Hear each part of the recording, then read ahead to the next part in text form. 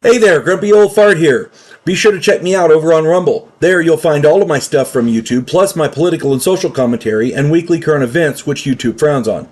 Links to my Rumble channel, as well as my other YouTube channels, and links to let you order my books are in the description of this video.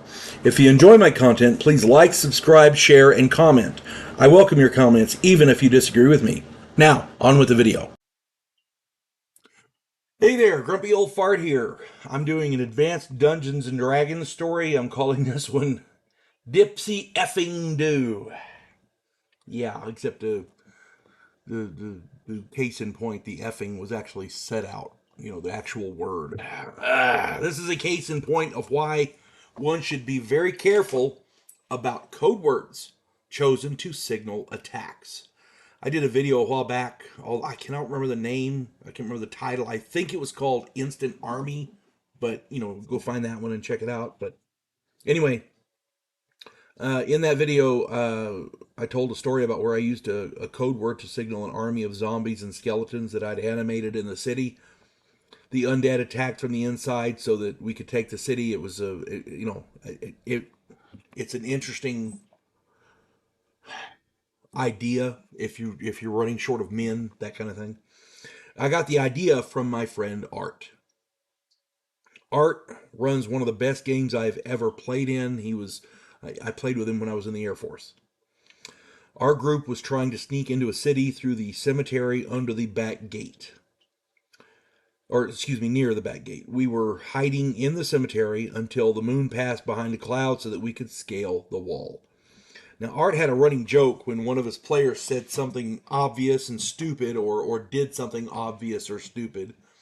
He would say, Dipsey fucking do. That was his thing. Dipsey fucking do. That was his little catchphrase, and he did it a lot. Became a point of honor to prank Art into saying his trademark catchphrase. And it was a running joke in our group. My friend Paul, whose player character was with us in the cemetery, asked a stupid question with the intent of getting Art to say it, but he did not. Paul and some of the other players began arguing in character about the question, and then out of the blue, Paul said, Dipsy fucking do. Art's eyes grew wide and he double checked his notes. As it turned out, the clerics in the city had animated all of the corpses in the cemetery and commanded them to stay buried until a specific code word was used.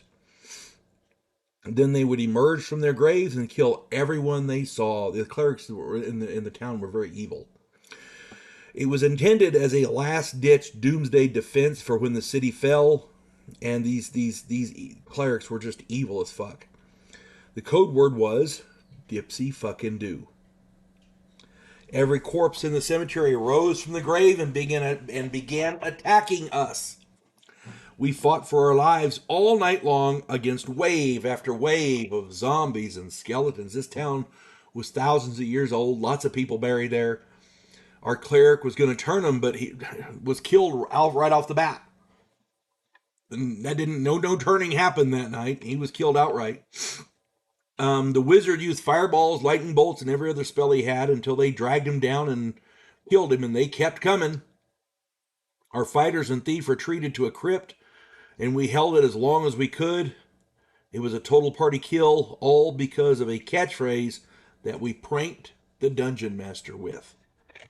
Yeah, you gotta be careful if you're gonna do stuff like that. You gotta be careful and make sure it's not a code phrase or a code word or a signal that somebody's actually going to use in character in game. That's just that was ridiculous. And honestly, who in a D&D setting in a D&D world is going to come out and say Dipsy fucking do? Nobody says that. There's not a character in any fantasy setting I've ever heard use that phrase. Not one ever. Now, I've heard people refer to that as, like player characters and like that. Or I've seen authors do it. I've heard authors do phrases similar to that. But I've never seen or heard of a fantasy character in a fantasy setting use that phrase. we argued with Art about that, and he said, yeah, I was trying to pick something you guys wouldn't use. Yeah, apparently he had designed that part of the campaign long before, and then the Dipsey fucking do thing started, and he never bothered to change it. He didn't think to change it. So yeah, that was just be careful what you use for code words, folks. That's all I'm saying. It can get you in a lot of trouble there. Hope this finds everybody well. You folks have a good one. God bless one and all. Clarissa Lowe, a historian from the future. Delmore Kane, a Civil War veteran turned outlaw. This oddball pairing faces a conspiracy of epic proportions spanning the centuries. If you like action and adventure westerns with a splash of science fiction and fantasy, check out my book series Drifters and their ongoing adventures.